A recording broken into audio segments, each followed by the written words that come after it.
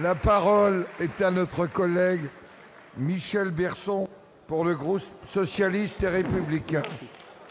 Merci, Monsieur le Président. Ma question s'adresse à Monsieur le secrétaire d'État chargé de l'enseignement supérieur et de la recherche.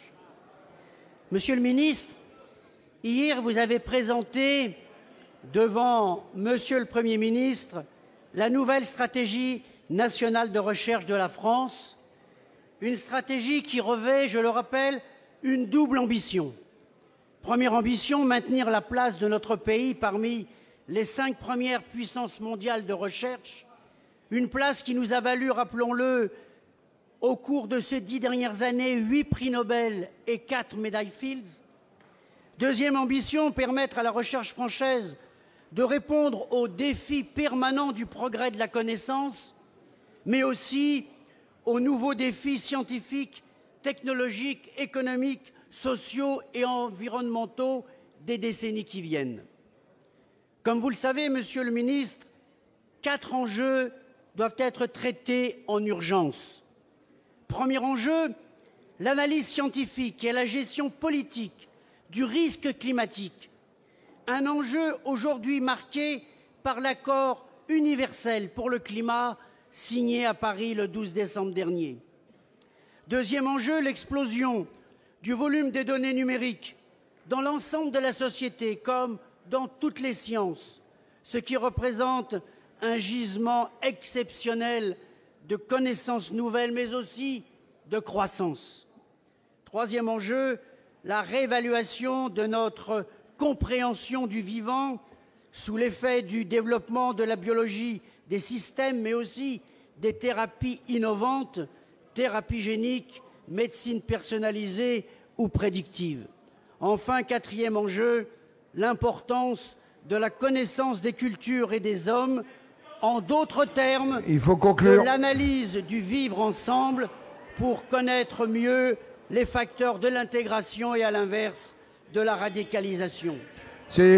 Face à ces enjeux qui bouleversent notre société, Monsieur le ministre, soyez pas impatient, la question arrive.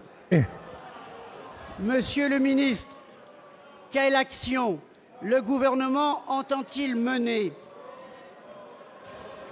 pour que les avancées de la recherche contribuent à redresser notre économie et à améliorer les conditions de vie de nos citoyens? En l'État, Monsieur Mandon, secrétaire d'État en charge de l'enseignement supérieur de la recherche. Merci, Monsieur le Président. Monsieur le Sénateur, je vais répondre à ce que j'ai entendu de votre question. Vous avez raison de rappeler que quelques heures après la COP21, à laquelle la recherche française a grandement contribué, tant en alertant depuis des années sur les risques du réchauffement climatique qu'en fournissant les premières solutions concrètes au réchauffement climatique, nous avons remis hier à Monsieur le Premier ministre, avec Madame Najat Vallaud-Belkacem, la stratégie nationale de recherche inscrite dans la loi Fioraso de 2013. Celle-ci a une double ambition.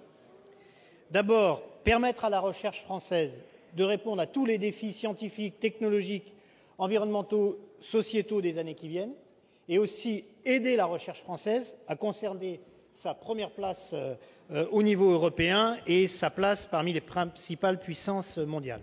Vous savez mieux quiconque que cette stratégie a été précédée d'une grande concertation. Elle a surtout permis de réaffirmer quelques priorités.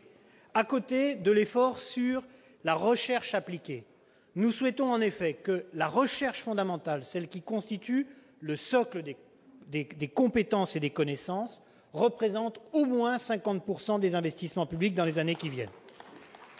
Nous souhaitons, deuxièmement, c'est sûrement un des apports à la science mondiale dans laquelle la France est bien placée, que nous continuions, voire que nous renforcions l'effort sur les sciences humaines et sociales qui doivent accompagner les progrès technologiques qui leur donnent à la fois du sens et de l'efficacité. Nous souhaitons enfin que la déclinaison de cette stratégie nationale se retrouve dans tous les grands choix gouvernementaux pour les années qui viennent.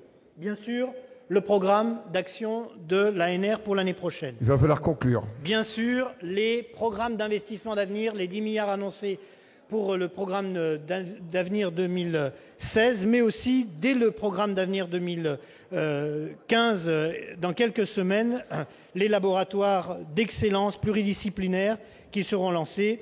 Et enfin, pour que l'articulation entre la recherche française, la recherche européenne soit plus forte, de manière à ce que nous conservions la haute exigence qualité qui marque les laboratoires de notre pays. Merci, Monsieur le Ministre.